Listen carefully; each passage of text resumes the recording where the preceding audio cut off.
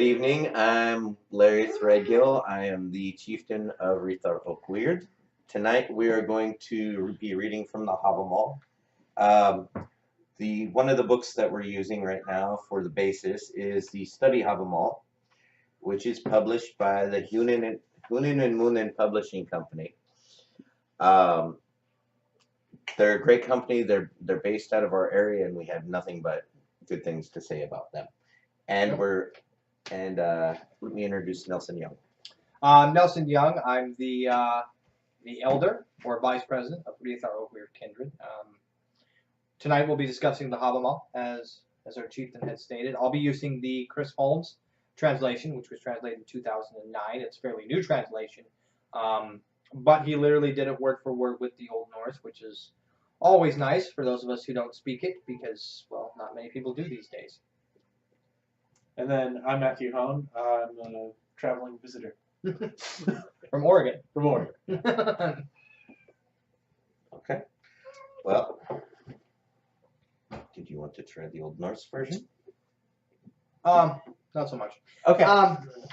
So, The history. you want to try the Chris Holmes first? Sure. Yeah, we Okay. can. So it says, watch out, check all gates before faring north. One should pry around, one should spy around. Hard to know what foe sits behind you and before you in the next room. Okay. And from the Study Havamal, the first translation is from Bray. At every doorway, ere one enters, one should spy around, one should pry around. For uncertain is the witting, and there be no foeman sitting within, before one on the floor. The second one is by throat. I think I said that right proper now. All doorways before going forward should be looked to, for difficult it is to know where foes may sit within a dwelling. The third translation within the Study Havamal is, within the gates ere a man shall go, full warily let him watch. Full long let him look around him, for little he knows where a foe may lurk, and sit the seats within. Okay, so what do you get from this? Well, there's both, literal and esoteric translations and everything. Yeah, Yeah. absolutely. And so the literal is like, always be aware of your surroundings, especially upon entering a foreign building, dwelling, house. Right. Right. And one of the ways I would apply it to everyday life here is,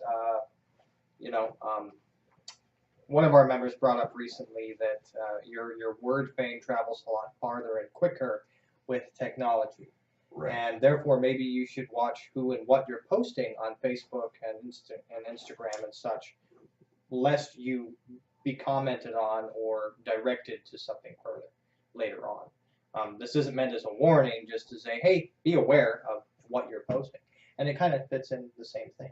So, okay, for me to expand upon that. Sure. So it's also saying, like in Thorpe's translation, Right. all doorways going forward should be looked to.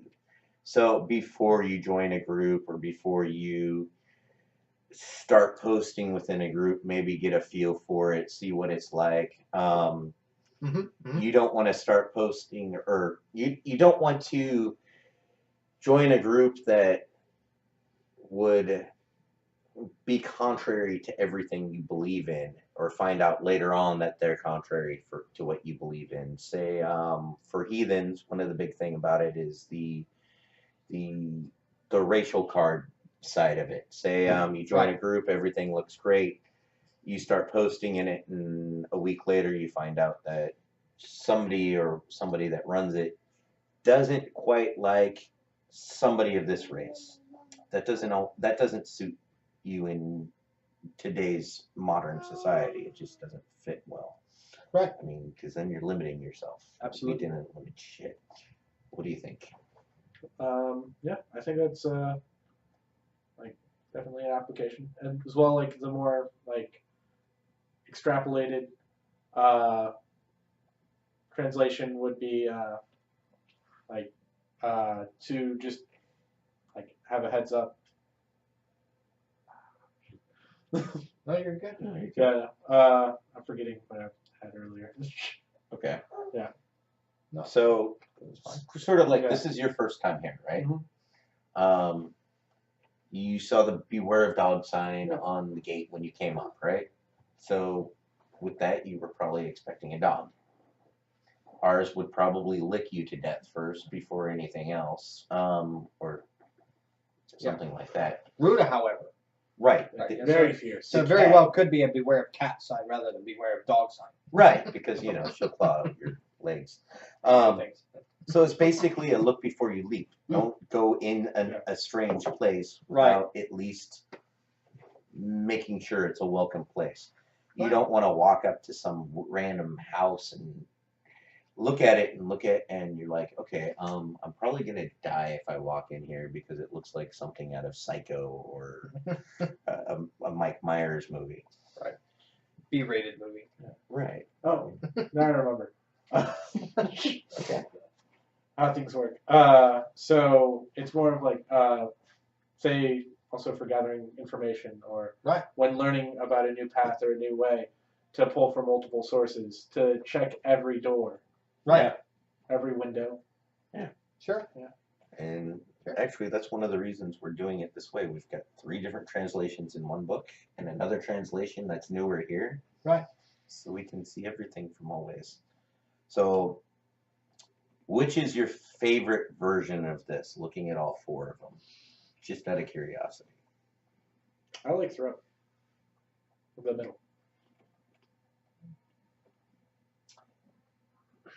It's really hard to choose What is just rhyming, one. though? Right.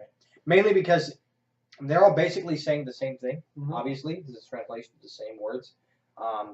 Each one put it a little bit differently, but that slight variation then changes kind of the perception of it. Kind of how each man or woman will look at the same guidelines, not commandments, and understand that these are not set in stone. These are open to interpretation. Well, Unlike so many other things. the other purpose of translation, because the original stanzas are poetry, Right. Is the first one is much more poetic to meter and rhyme. Sure. They are all poetic, but I feel the second one probably conveys a more literal meaning a bit better, especially in modern parlance. Yeah. Yeah. Use all my fancy words there. It's kind of straightforward. Right. Thorpe and Bellows. Bellows actually is the same way. His is a Mhm. lot more direct, like looks straightforward. Mhm. So one of the things to keep in mind, and you're very correct, it is poetry because the Havamal is Odin's wisdom translated for every man, right? Right. And Well, the people that gave everybody their information back then were basically skalds, they were poets, Yes. and bards, and Absolutely. they were singing these, maybe, well, probably not taverns, but well, you never know. yeah, you never know. Hall. Hall. Yeah. Yeah. And it was something we didn't really cover. It was an oral tradition Right. passed down through the generations and Right. then recorded. Right. And the best way to remember things is to have them rhyme. Absolutely. I mean, you see this in a lot of other traditions. I mean, even in, well, dare I say, voodoo, for instance, where everything is taught almost as a song, and the songs are what's remembered because that's also spell work. Well, there's really no difference here between them and us, other than just a different way of doing things. The Native American tribes also, with their oral history, it was in song and poetry. Absolutely. Yeah. Absolutely. Where the change in vocalization then has double meanings, much as the esoteric versus the literal meaning. Right. Which are one and the same. Right. So that, and if you look at the original, the 3rd and 4th stanza or lines are in the stanza, right? Yes. Actually fit well with Bray's because his 3rd and 4th actually are the exact same layout. Yep. The end word is the exact same. So that may Here. be a more literal translation of the actual poetry of it, as you said, versus the meaning behind it. Right. Right. And as a student of Old Norse, and I'm learning, I don't know it all, and I'm not a linguist. However, I'm trying. So when you start talking about the actual translation, Gatir alar av gengi fram. He says Gatir alar, before all doors, before going forward. So that's literal from the old Icelandic, Right. and it's really no different than what he's saying there, Yeah. or any of them are really saying that much differently. He's just doing it more directly. Correct. So that's one thing I noticed that I thought was pretty cool. Yeah. The others are more literal, like before all doorways, look around. Right. You don't know where someone's going to be. I mean, you could walk into a friend's house and find your worst enemy inside, and that's probably one of the things that it's saying too. Yeah. Or also, coming home from war and raids, as our ancestors did from time to time, and even as we do as those of us who are service members, you don't always know who's waiting for you when you come home. That's true. Because while you're away, everyone else is still living their lives. Right. Don't go on pause. Right. Yeah. Things do not go on pause. Yep. The world still turns. Okay. You guys got anything you want to add? If you're trying to find where the original manuscript is, it's in Reykjavik, in the library in Iceland there. You can view it on appointment only and only in their specifications. Okay. So to be, I have a question for you. we have a question. Yes. Okay. So, in what way would this apply to you personally in your life? Oh.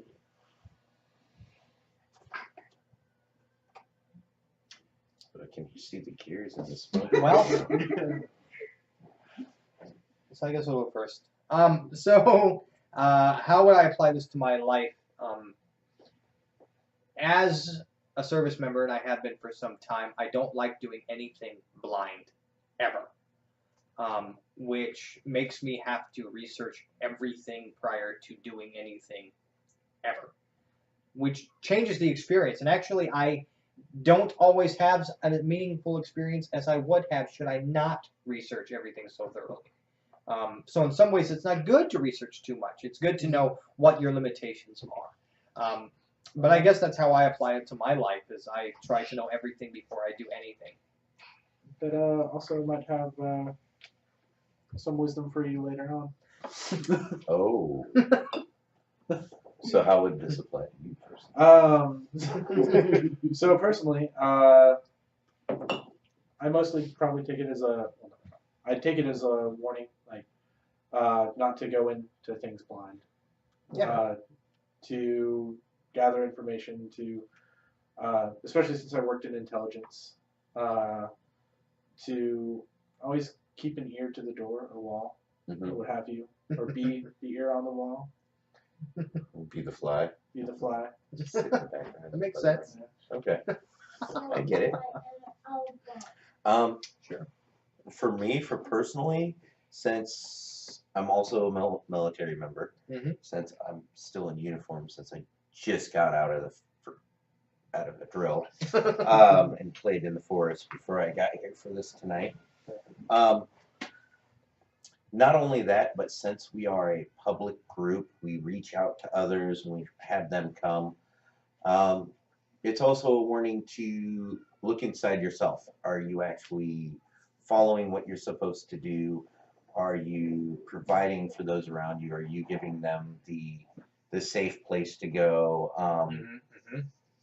And to look at the other organizations that we have aligned ourselves, that we enjoy, that and we share a common background with. Right. Just to make sure that they are those people.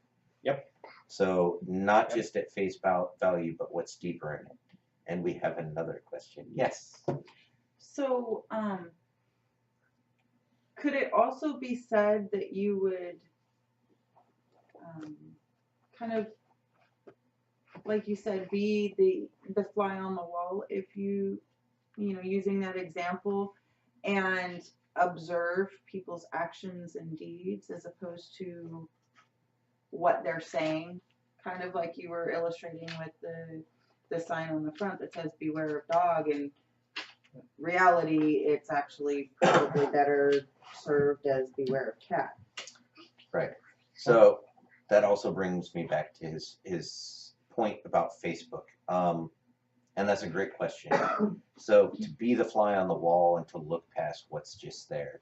So a lot of people put out a persona, especially on social media, that doesn't always fit who they really are.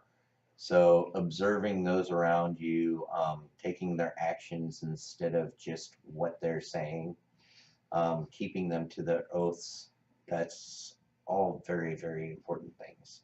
That's at the core background of a lot of what we do. So having somebody post something randomly and to contradict themselves within their own post, or to say two things at the same time that are exact polar opposites of themselves, makes you question their character, makes you wonder about yourself at the same time if you're agreeing at both points. Right. Right. And as we know, and later on we'll get to that stanza obviously, but all things must end and all people die. And what doesn't die is the way in which your family and friends and the people who've known you will remember you. And it's just as important to make sure that you look before you speak or act, and think before you speak and act, instead of doing things just out of spite or out of self-ego. Right. So, these are very important things. Actually, just say that I think pretty much everyone, not only on social media, but even like in person, like throughout daily life, they present a persona, and it's only as you get to know them and dig deeper that you actually start chipping away at the iceberg that is personality. So every once in a while, sit back with your buddies, have a good book, read a Best way to be stanza, honest. and try and figure out what the heck you're trying to say. So, any other questions? So, for our internet audience, we also want to know what your questions are. So please, and I'll do the corny face or YouTube thing. Please like, subscribe, and check and see our website for more. Don't forget to click on the little bell icon so you get notifications about when we post things. Also, ensure that you comment below. And even if we don't like your comment, we will keep it if it's respectful. So please, just be respectful, and we'll keep it there. Yeah, ask whatever you will, and we will try and get back to you, and we may make another video about that question. I'm not quite sure if all of us will be present because we change from time to time. And if you're interested in the study group and you're local in Washington, let us know, and maybe you can come join us for one. Thank you very much, and we'll see you next time.